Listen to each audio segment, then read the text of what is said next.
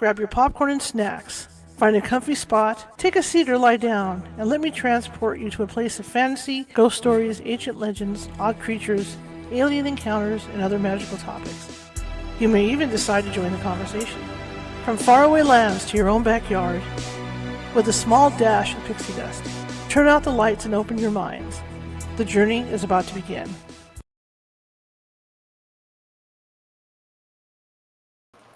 Hey, welcome to the show tonight. How'd you like that new lead-in?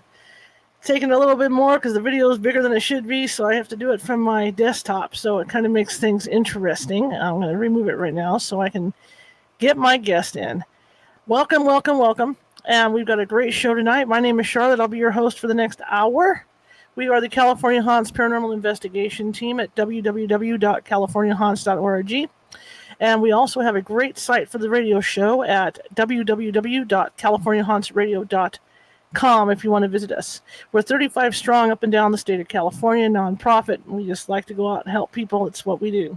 Anyway, again, we've got a great show tonight, and I'm excited because I grew up camping and fishing and hiking up in the Northwoods here in Northern California, and Paul Bunyan and Babe the Blue Ox and all that was a big part of that, the Paul Bunyan parades and all that stuff. And Chad has written a great book about Paul Bunyan.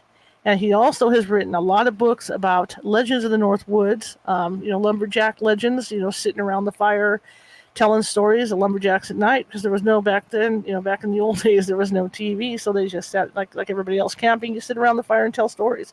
So I'm eager to talk with Chad. So without further ado, let me bring Chad in and welcome him.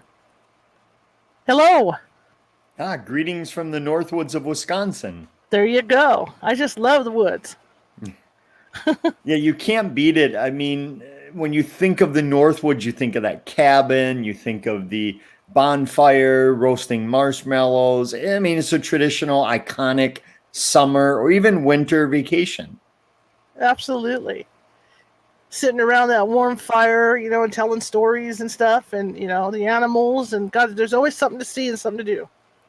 Well, I think nowadays, when more and more people are in bigger cities, when you get to the outskirts, to the wilds, you forget the noises that come with being in the outdoors. And if you're not a adventurous camper, you don't do it very often, sitting in your tent at night, you start to wonder, what are those sounds?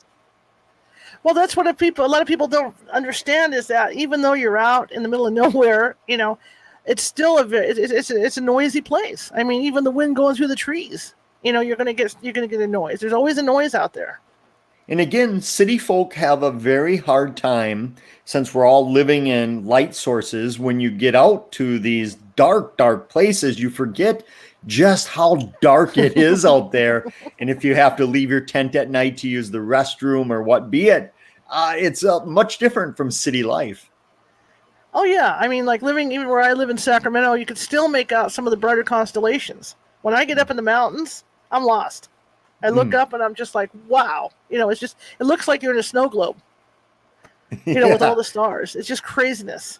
But it's a wonderful lifestyle to be in the Northwoods. It really, or any woods for that matter. It's a wonderful lifestyle. And I think Tell me blessed. About you. Go ahead. Oh, yeah. No. Well, my background's in the field of psychology. But for the last 25, 30 years, I've been traveling the world in search of the strange and unusual. And part of that, growing up in the Midwest, was hearing all of these lumberjack tales and legends of both creatures that were obviously fictional, that were presented with a wink and a nudge, and then others where it was a little iffy as to whether these things actually existed. Mm-hmm. Absolutely. And you spent how many years doing this? Well, I started when I was in high school. I grew up in Wisconsin, in near one of the 3 UFO capitals of the world we claim to have here in our state of Wisconsin. So in high school, I went to the nearby town of Elmwood, and I started interviewing people about what they were seeing in the sky. And then that following fall, I started college studying psychology, and that's what I was really interested in. What is it about human perception or belief systems that some people believe in all this stuff and others do not? And that really blossomed. I went and did my master's thesis in looking at students' belief in the paranormal, and it just kind of blossomed from there for the next 20 plus years. And you traveled the world, right? I love being what's in your own backyard, but I also love, obviously, knock on wood, pre-COVID times of traveling the world to get their perspective on legends, whether it was from me chasing vampire lore in Transylvania to looking for the Loch Ness Monster to chasing Chupacabra legends in Central America. I think to really get a good perspective on how we view legends and folklore in the U.S., it's very important to see how the rest of the world views these legends, because outside of the many native legends we have here, the indigenous people, every other legend was practically brought here when the immigrants came over and brought their fear of werewolves and vampires and banshees and other things with them. So a lot of these legends we owe to the immigrants that came here in the early days, our foremothers and fathers. Well, I'm talking about Paul Bunyan and that legend in the Lumberjack legends, because I mean, like you say, a lot of people spend a lot of time in the woods. It's nice to sit around a campfire and spin stories. I know I used to buy books on the stuff just so when I was camping, I could tell stories to people, about what was going on. But growing up, like I said, I spent a lot of time on the West Coast, in the redwoods and stuff, and there was a lot of Paul Bunyan lore. There's parades, in honor of Paul Bunyan. Even working in Placerville, like I did up in the mountains up here, they didn't say a lot about it, but there was always a guy. The biggest guy in town was always dressed up, with a big axe, carrying the axe, coming down the middle of Main Street. And so it's a huge thing. It's a huge thing. And I remember even in elementary school, that was required. That was part of our reading, was to read about Paul Bunyan. So, shifting into this. Where did the legend of Paul Bunyan start? How did that get started? Well, many people believe it came from Canada, the big woods. And there are several variations that may have. And it drifted from the East Coast, obviously, when lumber was big there in Maine, Vermont, upstate New York, before it made its way to the Great Lakes of Wisconsin, Michigan, Minnesota, and then out your way, out west. And Paul, we believe the first oral tales of Paul Bunyan originated in a lumber camp north of Tomahawk, Wisconsin, somewhere in the late 1870s. They pinned it down there. But the first written account of Paul didn't surface until 1903 in Minnesota, in Duluth, in their newspaper, where they wrote about Paul Bunyan. So in that time span, tens of thousands of men coast to coast were telling Paul Bunyan tales. They were talking stories about working with Paul at the big camp on the river, and everyone knew of him. But to be in print wasn't until 1903, which is amazing when you think about it. And back then, Paul was much different viewed than he is today. If any of your listeners close their eyes and think of Paul Bunyan, they probably think of the big, strapping, muscular man, clean cut hair, nice beard, the red and black flannel coat. And in the old days, he looked more like a caveman straight out of the woods, like he was this prehistoric half human, half beast walking out, scraggly beard, dark suit all over him. And then in the 1920s and 30s, they even changed him a bit more, where he was kind of like your overweight uncle, that he was a little bit more plump. He had that friendly, rosy cheek face, and they used him to sell lumber at the lumber yards. And they'd have him with his hat on and a cigar, of course, but much different than he looks today. Like you think of like the brawny man. It's interesting, like you say, to look back and see the different versions of Paul. And then what I found interesting was Babe the Blue Ox. I don't remember. I heard you on another show talking about Babe and how Babe came to be. And I'd never heard that version. Yes, the legend of Babe is that one day during the terrible winter of the blue snow, and it was the blue snow because it was so cold that winter that people were cursing up a blue streak so long that it turned all the snow blue. And they recorded it as having two winters that season because that's how terrible the weather was. It was so cold that winter that fish grew fur to stay warm. And Paul found Babe as a young, normal calf out in the snow. And Babe had been there so long that he had already turned blue. So Paul took him into his lumber camp, nursed him to health. And like everything around Paul Bunyan, Babe grew to an enormous size. And Paul and Babe remained friends for the rest of their lives, traveling, throughout the United States, making the Grand Canyon, clearing all the trees out in North Dakota, making the Mississippi River, and many, many other things. But it all started with Paul finding him in the deep winter snow. What state he found him in, that depends on what state you live in, because obviously it's going to be your state. Mm-hmm. Mm-hmm. So what do you think started the legend of Paul Bunyan? Is it just, a bunch of guys after work tired, out the lumberjacks, around the fire, or was it just something that, just happened? So let's set the scene. A lot of people don't realize how big the lumber industry was, where every winter, at least in the states that had a winter, the lumberjacks would head up north, tens of thousands of them, leaving their family, their farms, their friends behind, and they would work in the Northwoods the entire winter and then collect their pay and come home and buy more farmland or save the family farm. And they would work brutal days from what they called can't see to can't see. So they would start their day before the sun came up, and they wouldn't end it until long after the sun went down. So can't see to can't see. Mm-hmm. So afterwards, all they had to do was go to their bunkhouse, which is like a huge dorm area where all of them had a little bunk in the cabin, and dry out their clothes and tell tales around the fireplace. The cooker, drying out their foods, and that was their entertainment. They were so exhausted, they just laid in their cots and told stories, trying to one-up one another. Someone would tell a story and someone else would try to one-up it. And that's where the legend of Paul began, because these men prided themselves on hard work. There were so many contests where there was no prize, no extra bonus money, nothing, but it was just meant to see who could do the most work, who could produce the most. They took great pride in that. So Paul kind of came out of that, where people were talking and they say, no, you should have worked with Paul like I did, this Paul Bunyan guy. He could do this or he could do that. And unfortunately, many of the early legends of Paul Bunyan, we don't know. They weren't recorded, because when folklorists or sociologists or newspaper reporters went to interview these lumberjacks, the Paul Bunyan stories they were recording were sexist, racist, and full of sexual prowess, stuff that wasn't fit for the paper back then. So it would be obscene. They'd get fined if they printed this. So they lost it. So a lot of the Paul Bunyan legends we know today are a little bit later in the calendar than the early ones.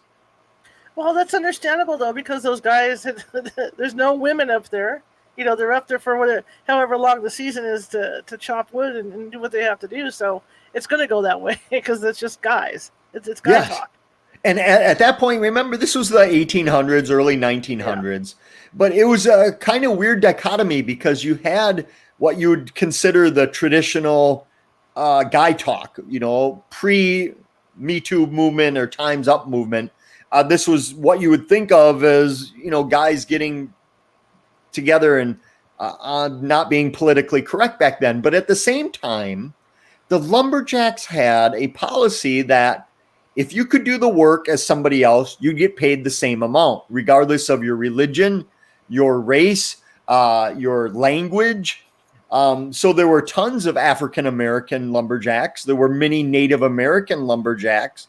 A lot of the logging was done on native land at the time. Mm-hmm. The old joke was that on any given night in the bunkhouse, you could hear snoring in 10 different languages because that's where people were. So it was this melting pot, even though it was, unacceptable behavior based on today's definition of it. So really, these stories with Paul Bunyan, I mean, these things could be around the world as well. I mean, like you say, because it is a melting pot. So, I mean, obviously the Native Americans were hearing these stories, and whoever else was working at the bunkhouse. And then not only that, yes, you also had people from all over the world, bringing their form of legends in with it as well. Sure. So, and stories were never told like somebody sat around and spun a yarn for 20 minutes. It was maybe a 3-minute story, and then somebody would interject saying, "Oh, you got that wrong. I worked with Paul and the Big Onion camp, and this is what happened." And no stories were ever told the same way twice. If they weren't morphing and progressing, they were dying. So the stories were always improved, and these storytellers were amazing. I mean, I'd love to just stick my head back in a bunkhouse and go back in time to just hear these stories. Probably wouldn't want to stay there very long, because you can imagine, 30 men in a small room with no windows or ventilation, drying their wet wool clothes they haven't bathed in weeks or maybe a month or two, smoking their tobacco. You can imagine the stench that just kind of rolled through the bunkhouse. So that would have been an experience just to take that in as well. When you started researching the book, how did you get started? Because, I mean, like you say, there's the legends that we know now, and then there's the stuff from way before. So how did you go about doing that? I got started in Wisconsin here. We have a town called Rhinelander, which is the home of the Hodag. And I had done a ton of research in the Northwoods about cryptozoology and cryptids, creatures, unknown creatures that are thought to exist. What you consider the Loch Ness Monster, Bigfoot, the Wendigo, and the like. But I started coming across these creatures that were just so fantastic that it was just kind of a portal almost into this world of lumberjacks. And I started digging through the old newspaper archives and lumberjack journals from some of the old timers that wrote about their time back then, and started digging up these creatures. And then, of course, there were many folklorists back in the 1920s and beyond that did little monographs of these creatures, a book, a little pamphlet of their 10 favorite creatures. So there was always that there as a base. Like anything today, you're always building on those who came before you. And luckily for me, there were many at the turn of the 1900s that had produced a lot of this folklore. So it was just a matter of taking that and then digging into my own original research. Interesting. And what did you find? I mean, like you said, you found that the legends kind of evolved over the years. But what did you find the most striking similarity in all the Paul Bunyan legends? A lot of them were meant to explain things that were going on. And for instance, at night, you're in the lumber camp. In the winter, you're in a bunkhouse. Again, no windows, no ventilation. You hear a blizzard coming through. It's rattling the wood. It's knocking over trees, cracking down in the forest, all these odd noises. And of course, that couldn't just be the weather. It had to be something responsible for it. So for that, they termed it the splinter cat, this panther-like creature with an anvil-sized head that could jump out of a tree and smash into another tree and crack it over. So when you'd hear the freezing temperatures crack these trees, it had to be the splinter cat. Or that when you were walking in the woods and you got that sense that somebody was behind you, that you were being followed, but every time you turned around, nobody was there. That was the hide behind following you. A creature that was very good at hiding behind anything, where if you're standing in the woods, it's right behind you. If you spin 180 degrees, it's still behind you. They said the hide behind was so good at hiding that eventually it could hide behind itself. That's how good of a hider it was. So they explained all these things away with these sometimes whimsical creatures, but mostly dangerous creatures. Well, excuse me, how are they dangerous? I'd say a good, well over 50%. And so far, researchers long before me have come up with over 100 creatures that the lumberjacks believed in, or at least told stories about. Wow. And many of them are, kind of fun and whimsical, like I said, like the furry trout. These fish that it gets so cold they grow fur to keep themselves warm. and you can catch them, or the antlered trout because they started eating so many mammals that the calcium grew horns or antlers on their head. Even flying fish that now live in trees. So those kind of things are just fun and fantastical and amusing. But then, like, the hodag was said to rip lumberjacks apart, or that the mosquitoes were so terrific that they could come down and pluck you off the shoreline and take you away. Or the hide behind would sneak up behind you, of course, and grab you and bring you to its lair, and you'd never be heard from again. So a lot of these were cautionary tales in a profession that was the most dangerous already in the United States. Mm-hmm, mm-hmm. And let's not forget about the jackalope, right? The jackalope's great because people think of the jackalope, which, if any of your listeners are familiar with lumberjack creatures, they're probably familiar with the jackalope. If you've ever stopped in any roadside attraction gift shop, you'll see what appears to be a rabbit that has antlers on it, like a deer, combination of a jackalope or an antelope and a jackrabbit, of course. And they were thought to be pretty harmless. They would often come when cowboys were singing songs around fires at night, and they would be on the outskirts of the flickering flames, and they would harmonize with the cowboys and sing along. They would also hum along or sing with the saws of the lumberjacks, cutting the trees, or the axe swinging. And they would always be on the verge of where you could see them. And they're ubiquitous around the United States from coast to coast, but people often think of them in the prairies or, the Southwest. The Badlands are heavy with the jackalope. But these were fun creatures that were thought to be real, and many people still think they're real. What about Sasquatch? Because I know he figures into some of those as well. The lumberjacks told a lot of stories about what we would think today as Bigfoot or Sasquatch. Of course, they didn't have that terminology back then. Mm-hmm. They often called them wild men or hairy men or the wild man. And there were many accounts of lumberjacks not only encountering what they thought were insane humans that grew fur and whiskers, their beard and hair, but they were of gigantic proportions, or they found shoeless or bootless prints in the snow around their lumber camp, gigantic proportions, and knowing that no lumberjack would be foolish enough to walk around without boots on. But they didn't have that idea of a Bigfoot, so they just called it the wild man. And there were many accounts of them. And again, the trouble with a lot of this is sorting fact from fiction. Mm-hmm. That, when they're telling stories that seem pretty credible and legit, but yet they're also telling stories of a hoop snake that is a snake that can grab its own tail and form a hoop and chase you down a hill. Mm-hmm. It's hard to tell what is a bunkhouse talk and what is legitimate sightings. What do you think was, well, I know Paul Bunyan was probably very popular to talk about, but what do you think was pretty much the most popular topics? I think outside of women and drinking, both of which were not allowed at most lumber camps, it was jackalope, the hodag. The hodag figured in quite a bit because it was thought to be so fearsome.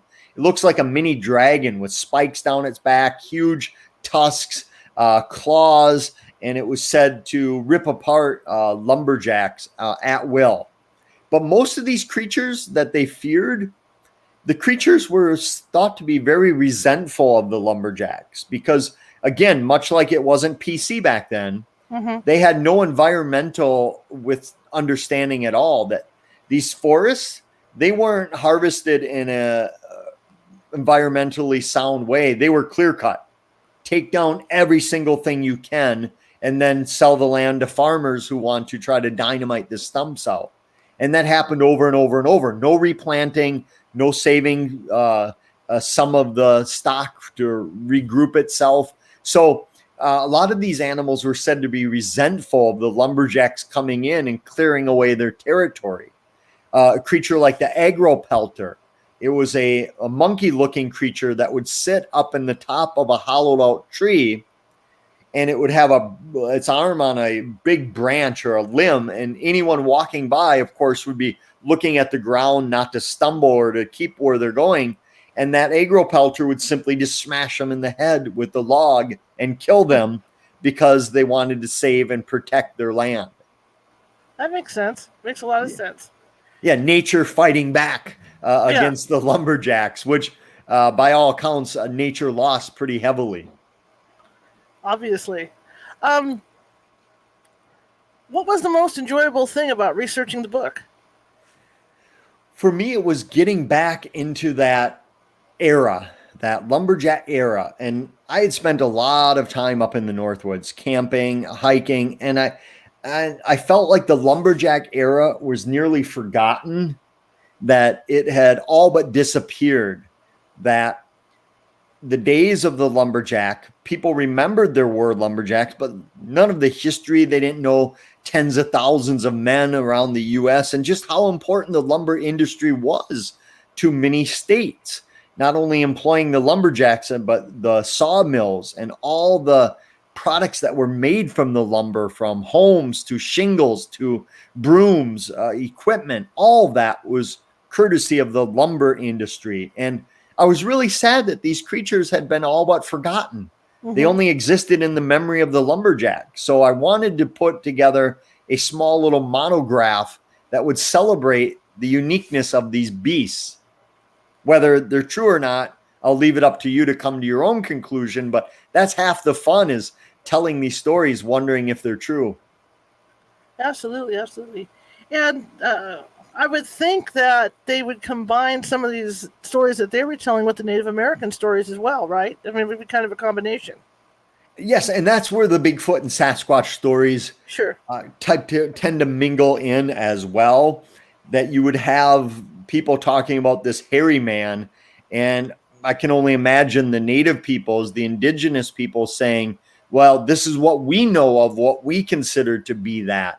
And in exchange of a lot of these stories. And again, it was that melting pot in the bunkhouse of you'd have the people from Eastern Europe coming over and maybe throwing in some werewolf type legends or a vampire legend. And you'd have all these stories that were never clean. They were always influenced by so many different groups. Well, what comes to mind is the miners up here too, and the Tommy knockers coming in from the Cornish. You know, those stories. And you know what? Those stories are still around. They really are. And it's really interesting to see how they've been passed on, you know, generation after generation after generation. Each of these segmented industries or types of people always came up with their own, not only vocabulary and way of life, but also their own legends, their own folklore. And these stories do persist.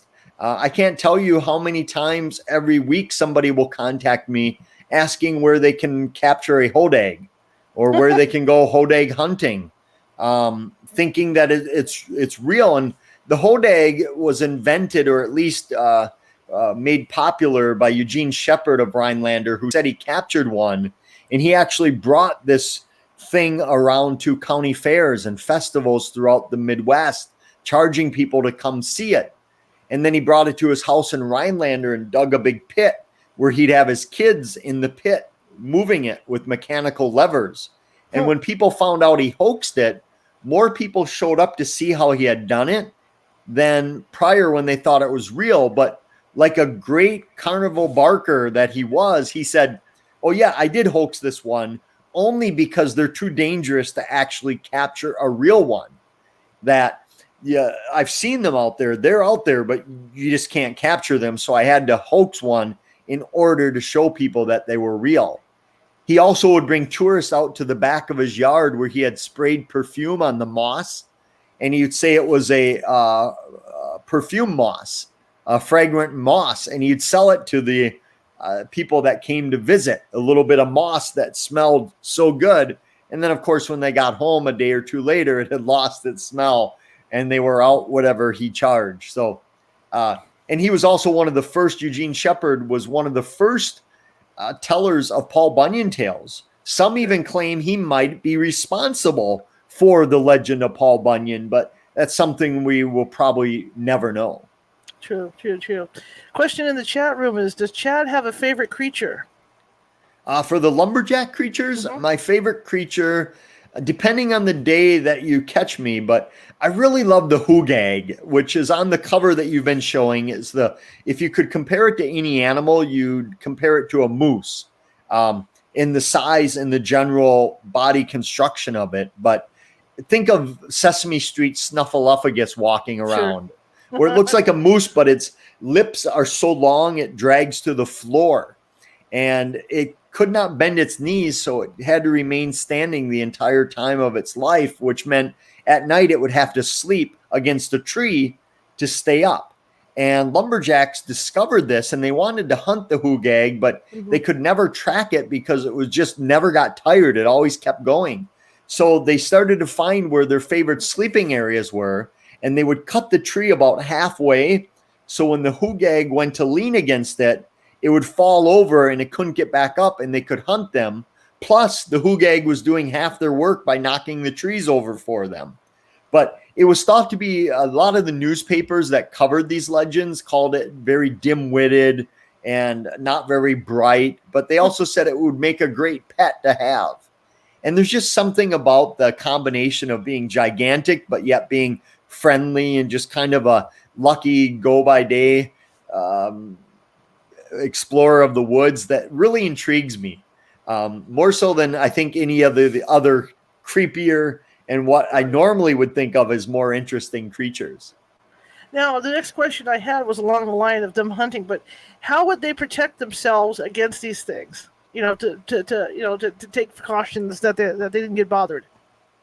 Well, as you can imagine, a lot of them bragged about how powerful and strong and good hunters and trackers and fishermen they were. But also, on the same level, they bragged about how clever and intelligent they could be. So there were giant in the Midwest and other places, California, Vermont, and the like. Up in the Northwoods, the mosquitoes got so bad, even in the winter, they were so gigantic that they could come and take away lumberjacks, that every year many lumberjacks would be carried off by these creatures. So they turned to Paul Bunyan to solve the problem for them. And Paul remembered that when he was in the South, he had a similar problem with giant bumblebees attacking his lumberjack. So he sent one of his trusted men down to grab these bumblebees in the South and bring them up to kill the mosquitoes, take care of the problem. But instead, the mosquitoes and the bumblebees got along great. They started marrying one another and having offspring, which were called bee-skeetos because they had a stinger on each end. So they could get you coming or going. Yikes. So they could get you whether you were coming toward them or back. And some of those mated with fireflies. So they had mosquitoes that could see in the dark, even worse for the lumberjack. So sometimes they tried to outwit them, but other times there were good old-fashioned ways to protect yourself. For instance, there was a snow snake. It was pure white. It only came out after the first snow covering because it was completely camouflaged. It hibernated the rest of the year. It came over from Siberia, according to legend. And its bite was deadly, but not because it would be a venom that would kill you, the poison. It was you'd freeze to death if you were bit by one. So the only antidote, the only cure that you could have was spirits, preferably whiskey. So the lumberjack said that if you got bit by one of these creatures, that you'd have to drink about as much as it took so you were falling off the bar stool, and then you'd be okay. You'd survive a snow snake. So there were times when they had kind of these fun cures for it, but most of the time you had to outwit them. You had to use your brain to be a little more clever than they were, because sometimes even the strongest axe or the shotgun couldn't defend against these creatures. They were too fast. They were too good at hiding and camouflaging, and it was an unfair fight. So you'd have to just use your mind, which again was another bragging right for a lot of these lumberjacks, not just their brawn, but how bright they were. It's amazing all the stories they came, all the creatures they created and came up with. And they had great ways of luring them out. There's a snow wasset, which is a creature somewhere between the size of a weasel and like a sea lion.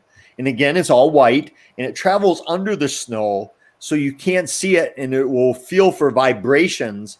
And if you're walking above, it would know where you are and just come up and grab you. So what lumberjacks would do, apparently it loved black licorice drops. So they would put these out on the snow and they'd have no idea where this thing was. But as soon as they saw one of these licorice drops go under, they knew that's where it was, and they could trap it and catch it and use its pelt for fur jackets or gloves or boot linings. So again, they had to outsmart the snow wasset because the snow wasset had the advantage of being undetectable other than finding out what food it liked and then luring it in. Just like you could lure in jackalopes with whiskey, with beer, with spirits. And it was said that it was so easy to lure them in that it was outlawed. It was unfair, that it was just too much because the jackalopes would come and drink and drink and drink, and then they'd fall over and you could just grab them. So it was outlawed among people in the U.S. to bait these jackalopes, which, for any vacationer in the Great Lakes, the jackalopes would have a never-ending parade of liquor and spirits here in the Midwest to choose from. Let's shift the gears a little bit, because I know you've done research in other areas with other creatures. You hunted Loch Ness, is that correct? Yeah, I've done a couple expeditions at Loch Ness looking for Nessie, or the Loch Ness Monster, among other, infamous lakes around the world. Sea serpents are one of my personal favorite topics to delve into. Let's talk about them a little bit. Yeah, I was fascinated the last time I was in Loch Ness, which was quite some time now. I received more UFO reports than sea serpent reports. And if you've never been to the Loch, it's just a magical place surrounded by hilly bluffs. It's just beautiful, 20 miles long, about 2 miles wide, upwards of 900 feet deep, and super cold. I'm from the Midwest. I'm used to cold weather and cold water. But when I stuck my foot in Loch Ness, it felt like somebody was stabbing it with pins. It was so cold. Something you wouldn't leisurely be swimming about. But I love that it's one of these places where it seems to be a portal or a beacon, or what John Keel, the author and researcher, most notably of the Mothman prophecy, called window areas. These places where all kinds of weird things just seem to happen all in the same space. Interesting. And did you how did you go about investigating Loch Ness then? You get over there and what did you do? Do the research and stuff? Did you get out there with cameras or? Yes, the first time I was there, I was a lowly college student. So at that time, I was on foot, taking public transport or hitching my way around the loch, staying at hostels, and I was interviewing people. And for me, I have to interview locals to get a real feel of the case, whether they think it's nothing but, hogwash, or they have some credibility to it. So I was interviewing people, but I also, because I didn't have supplies to get my own boat or rig, luckily Loch Ness is very touristy. So on any given day, you could take 3 different cruises out there if you wanted to be out there. And it was then, on my additional return some years later, I spoke with a lot of the captains of those rigs, because even though researchers come in and may sit there for a while, these people are out there all day long, every day, so if something's going to occur, they have a good sight of it. And I spoke with one gentleman who had been doing tours there for over 20 years. In those 20 years, he had 2 experiences he couldn't explain, including one where he was bringing his boat with all of the tourists back to the dock area, and it was getting shallow toward the land, and he saw something in the water bigger than the boat, but he couldn't identify what it was, and of course didn't have cameras set on it or sonar mapping it out at the time. But But nowadays, thanks to technology, you can just watch cameras pointed on the lock on the internet. 24 hours a day, you can see Loch Ness cameras. So I was fascinated by how many people around the loch still had the belief that it was a possibility. Not saying that they wholeheartedly believed it was true, but they believed that it's possible. They had an open mind due to the size and the just the history of the loch, that it was possible something was in there. How do you feel about that? Do you think it's a possibility? I do, and I've done several books on sea serpents, and most people think sea serpents are either an undiscovered species unknown to science, or one that perhaps is thought to be extinct that might not be extinct. And I always struggle with what I consider those type of traditional flesh and blood sightings of something that might be a giant sturgeon or a catfish or some known animal that's misidentified, versus people that get an account of something that simply they're not mistaken a muskie. This thing's 40 feet long with a long neck or humps, and that it's doing things that no known fish would do. But then at the same time, a lot of these places are landlocked. You would think that where's the body? Or sometimes a lot of these most infamous cases go decades without any sighting on the waterway. Where are these things going? They can't hide for that long, you wouldn't think. So for me, it's always a struggle thinking maybe there's something more supernatural to it. Or is it just a flesh and blood animal that people are seeing and can't explain? But some of these lakes that used to have a monster in them are so shallow now that it's impossible for it not to have dried up and for them to find it. But yet we have no definitive proof. So I guess I'm left with more questions than answers. Well, could it be the cave system? I mean, there's caves all over the world too, where they could go into an underground cave, an underwater cave. Yes, and that was here in Wisconsin. We have a couple lakes near one another where even back in the early 1900s, when a lot of these sightings were occurring in those lakes, they theorized that there was an underground tunnel allowing them to escape from one to the other, or allowing one of the lakes to replenish itself with game and food, and it would go to the other one. And that's a theory, including Loch Ness, that they think there's some cave systems on the edges where it could simply go whenever they're doing the sonar drifts of the loch, or travel to other places and come back, much like Bigfoot maybe migrating, if you will. Well, it makes sense because up here, well, in Nevada, we have Lake Tahoe, and you've probably heard of Tahoe Nessie. And that's another one that disappears. People see it, but then they don't see it, But you got to figure Lake Tahoe is a dormant volcano too, so it must go down pretty deep at some points. So there's got to be caves, cave units along the base of that anyway. And I think a lot of people in the field certainly don't want to entertain the idea that there's something more paranormal or supernatural to these things. When you start talking of possible reports of UFOs in the same vicinity as these creatures, or hauntings of spirits or other paranormal phenomena, they kind of brush that away, that I can believe that there's some undiscovered species, but now you start bringing in other weird things, it's too much. But I always ask the question, when you're dealing with the weird, what is too weird?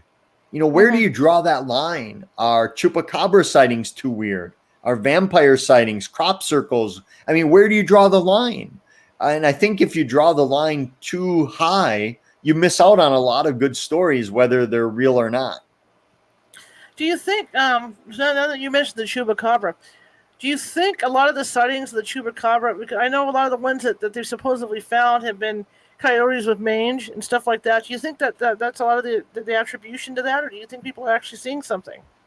I think I think really there's at least two, possibly various other sightings of Chupacabra, where the early sightings, Puerto Rico and Central America, and even southern United States, were more of what you would think of as that, Sonic the Hedgehog looking creature with spikes down its back. Sometimes it was a biped running upright on its hind legs.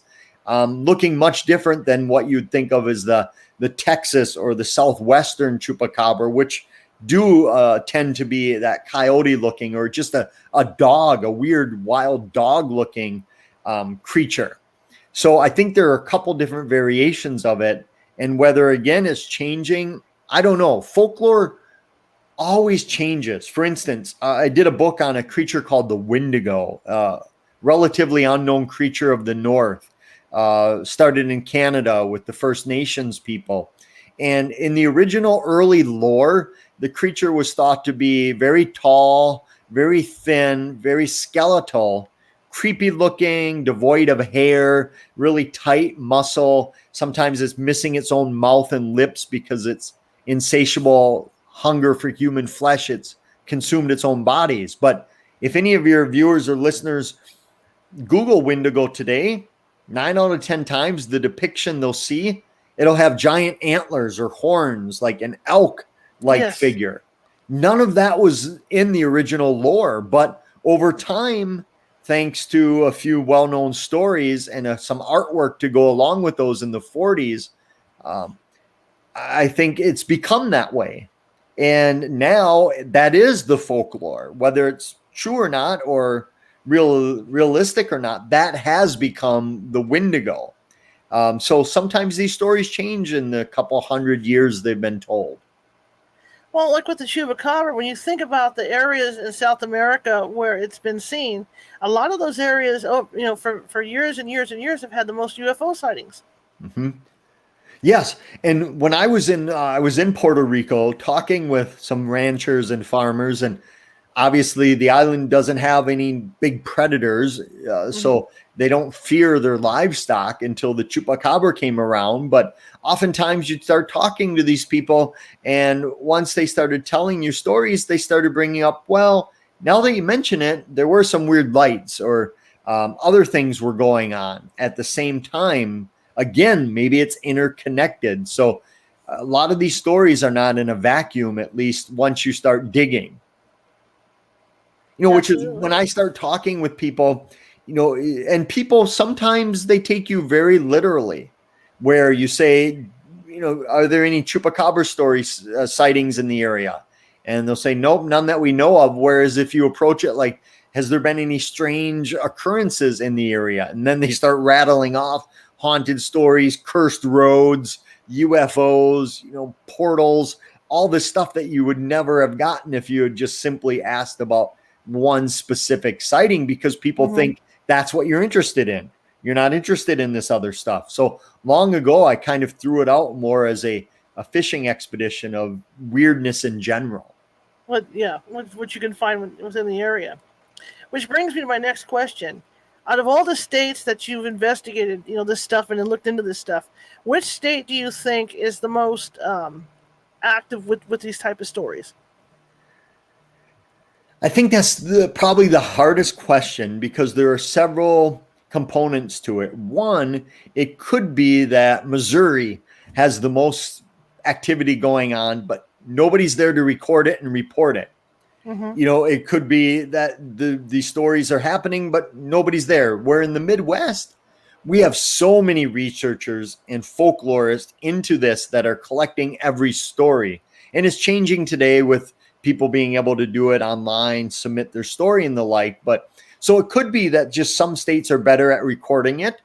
It could also be that some states, people feel more comfortable coming forward with that sighting, especially with UFO sightings, where people even to this day are more hesitant to report than they would be a haunted story or a Bigfoot sighting. So it could be that people in California, are just quiet about it. They don't want to think their neighbors look bad to them.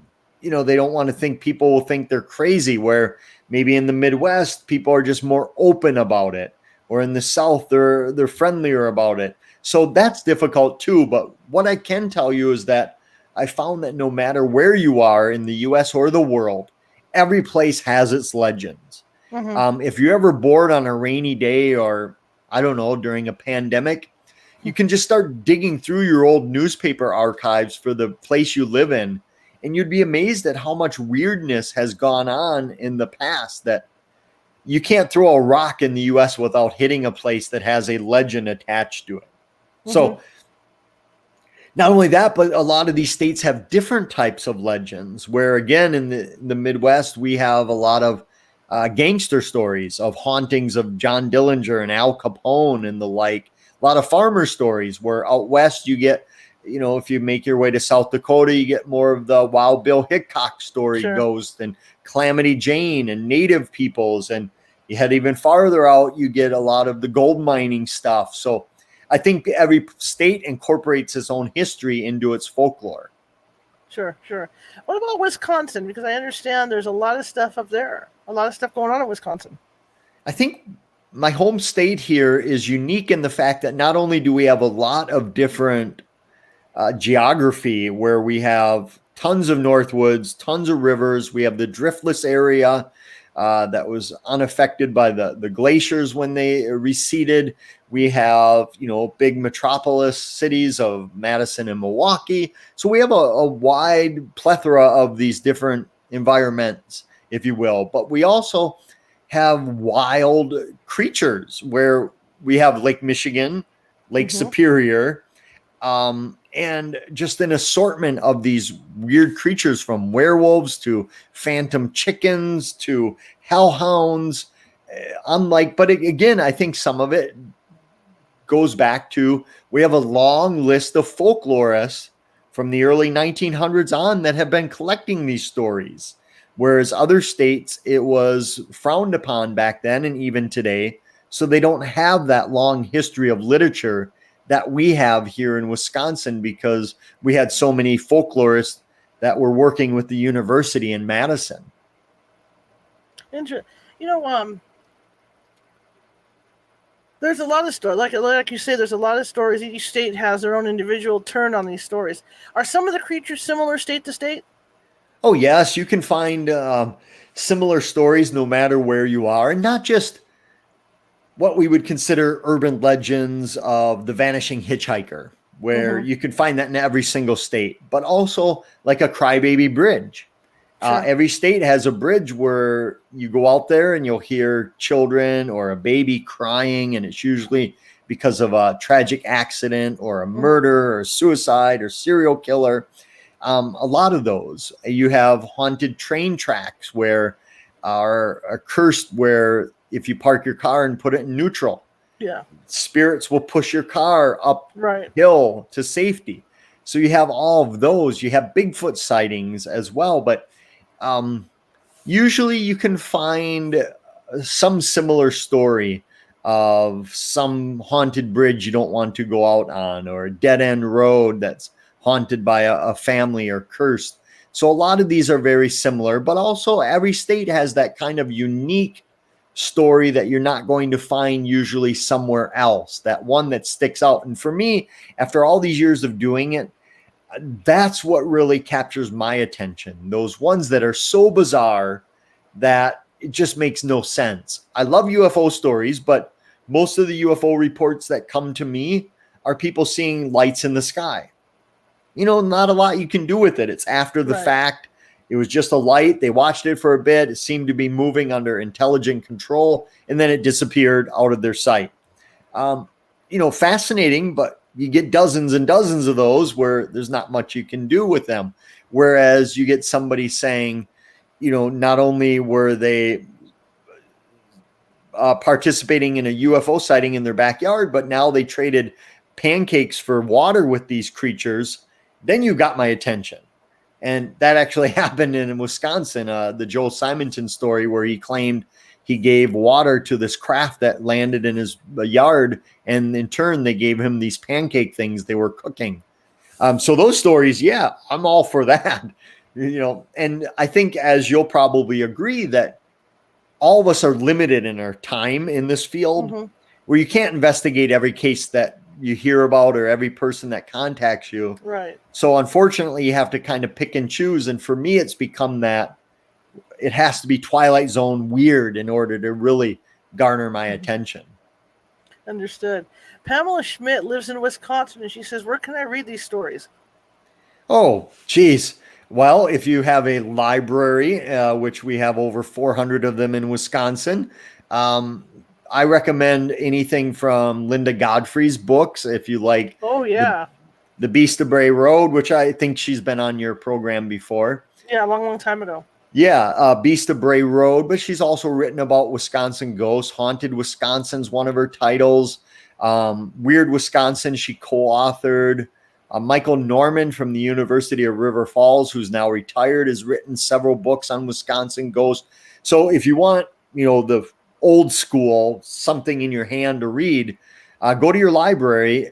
They'll have recommendations for you because the paranormal's the most popular category librarians get questions about. But online as well, you can find so many websites where people are posting more and more stuff. But I think today, with so much of this being posted online, it almost becomes white noise that people are posting. Some people I know, researchers, are posting 10, 15 stories a day where there's no follow-up, there's no in-depth to it, where again, it becomes just kind of background where you're like, oh my God, another winged creature spotted, but nothing ever comes of it. So I always love going back to the books. And if you don't have a bookstore or you don't want to purchase them, libraries are a researcher's best friend. And you have a couple out about Wisconsin too, don't you? Yeah, I've done some on Wisconsin ghosts and mysterious creatures and lake monsters. Again, every library in Wisconsin, because I think I've presented in all of them now by this time. I have a lot of copies that you can pick up, or if you want your own, website, my website, or some of those big booksellers online that everyone seems to know about.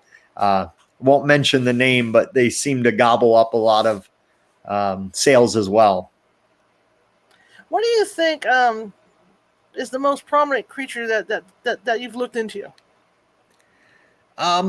Well, I'd probably say Bigfoot, but the problem with Bigfoot is that, we think of it as one creature, but obviously it can't be, or that'd be really weird if it were one creature. But, I like creatures probably like that, or Loch Ness. People know about vampires, but again, vampires are they're not singular. Right. Whereas I did a book on a Bigfoot-like creature in southern Illinois called the Big Muddy Monster. And it was more white-furred, and it was covered in mud and had glowing red eyes, and seemed to have some supernatural abilities associated with it. And that stood out from what Bigfoot would be, because, thousands of reports of Bigfoot come in. So I think that's probably the most well-known. And then you go from that to like the least well-known is what I mentioned earlier, the Wendingo. At least up until a few years ago, it's becoming more in the public consciousness now due to TV shows and the like. But for a while, it was perhaps the oldest North American legend and maybe the least known of the time. And I think some of these creatures and legends, they've done very well for themselves with almost like they have a agent or a marketing director, because some of these stories that have grown to be put on the Mount Rushmore of paranormal, they might have happened once, or they have a few nights where they occurred, never to happen again. And then you get these other cases where things are going on for decades, but nobody's ever heard of it. And I'm always fascinated how some legends rise to prominence and others are not, especially in this time of the internet, where before it was, unless you were from the region, you probably wouldn't hear of a lot of these stories. That if you travel to a small town in Texas, then you'd hear the stories from the locals, but you wouldn't know of it, and living in the UP of Michigan. But today the internet's kind of changed all that. But for me, I'm always amazed at how some stories, like the Dog Man's really hot right now. People love stories of the Dog Man, this werewolf kind of like creature. But, 20 years ago, nobody had ever mentioned it, but it's just got a lot of publicity now. So I wonder, UFOs were hot in the 80s and 90s, and then the ghost phenomena with all the TV shows came in, and then all the Bigfoot stuff. And then for a while, vampires were really hot because of all the teen fiction that was going around. So I'm wondering what the next creature might be that really takes off. Yeah, it's going to be interesting to see that. And Yeah. let's talk about now that you mentioned it, you've opened the door on it, on the Dogman. Let's talk about the Dogman a little bit for people that don't know what it is. Well, people mostly compare it to a werewolf, although it seems to be, by some accounts, different. But it's an upright, most of the time upright, thought to be flesh and blood, usually associated with the Midwest, upper Michigan, Michigan. In lower Michigan, they have a town that calls it the Witchy Wolves, where it was thought to be a native protector of cemetery or burial grounds that were disturbed either intentionally or by mistake, and they would harass people. But today it's most associated with a werewolf type creature, almost the same dimensions, but some claiming that it is much more likely paranormal than just some offshoot of unknown creature. Very interesting. I want to thank you so much for coming on. I really appreciate it. This was great. Well, thank you, and keep an eye out. Yes, time just blew by. I would like to get you on again to talk about other creatures. Yes, we just opened the can tonight. Yes, we did. We just kind of, inch that thing up. So if you're willing to come back on at some point, I'd love to have you. I'd love to. Thank you so much. All right, and I will put a tease into your books that you have. After you're off the air, before the show ends, I'll show all your books and everything so people can see them and stuff. How can people find you? My website is chadlewisresearch.com, or just go to the weirdest legend you know about, and I'll probably be there. All right, Chad. Thank you so much for coming on. I so appreciate it. Thanks. Bye now. You have a good evening. All right, that was fun. I got to learn more about Paul Bunyan and the Northwoods, and wow, like I said, we just opened up the can of worms with the different stuff that we can talk to this gentleman about. He's done a lot, and when you see the books flash up on the screen, you'll see just how much he's done. Anyway, thank you guys for coming. Tomorrow, we're going to have a different kind of show. Ravi Sahay, I hope I said it right, is going to be joining us. He is I don't know if he's an expert, but he has used holistic healing to help him with his heart problems and some other major stuff that has happened to him over the years. And he's done it because, being of Indian descent, he has done research on the different turmerics and stuff that, and different herbs that they use in different healing techniques. So he is going to be on tomorrow talking to us about that and how we can kind of improve the way we live in our lives. All right, guys, if you liked the show, share it with 5 people. If you didn't like the show, share it with 5 of your enemies. Also, we are nonprofit. I forgot to run the thing at the bottom because I was running my new intro, so now I'm used to that.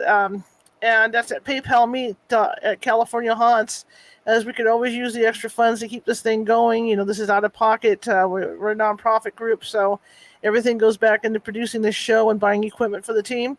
And our YouTube is a bit of an issue, because I'm not going to get YouTube mad at me, but the thing is that until we have 100 subscribers or more, nobody can find us on YouTube. So I've been trying to figure out how to get found on YouTube. I've done, I've put our name in, I've put titles of videos in. No bueno. So what I figured out was that what you guys can do, because I do need the subscribers, because I want to get a dedicated URL with California Haunts Radio on YouTube. So the way to do that, like I said, is to have 100 or more subscribers. So the only way you guys can get onto my YouTube, this YouTube and subscribe, is you have to go to our website and click on one of the videos there, because I'm going to have this video up later today. And then you can go into our archives and click on any video that goes back, our 60-odd videos, and just click on that. And then up in the upper right-hand corner on those videos is a subscribe button. So if you could do that for me, I'd really appreciate it, because I would really like to have a dedicated link to our videos, okay? Or to our YouTube channel, rather. So that's www.californiahauntsradio.com. And if you could do that, I would really appreciate it, because I'd love to get a link that you guys can just go to, and that's where everything's at. Anyway, I will see you guys tomorrow, and I appreciate you all coming and listening to these great tales. I know I'm probably going to read up some more on Paul Bunyan and some other stuff. And hopefully, we all have a good night. And I will see you tomorrow.